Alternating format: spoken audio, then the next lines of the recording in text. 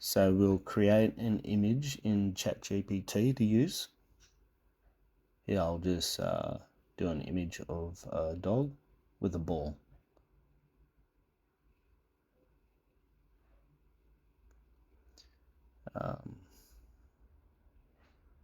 Just wait for this image to load and then we'll download it.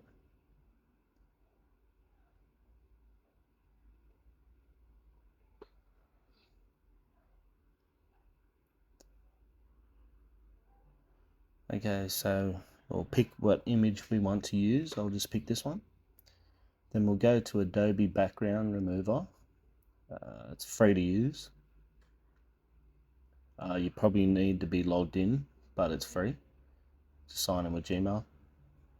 Okay, so now it won't pick it up straight from ChatGPT, so we'll have to go to Canva. Just whack it into a thumbnail and download as PNG.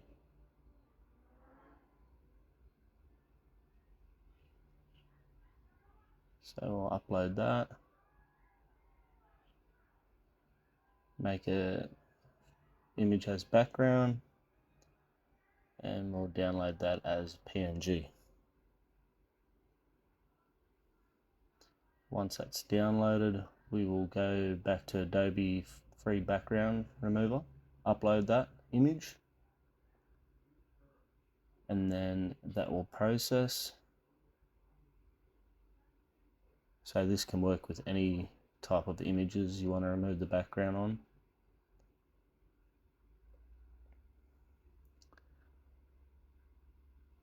Okay, so it's working its magic.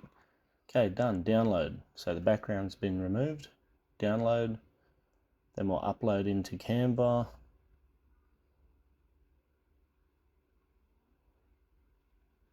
And then there we have it. Background has been removed. And you can just work on your thumbnails however you like to do. That's it.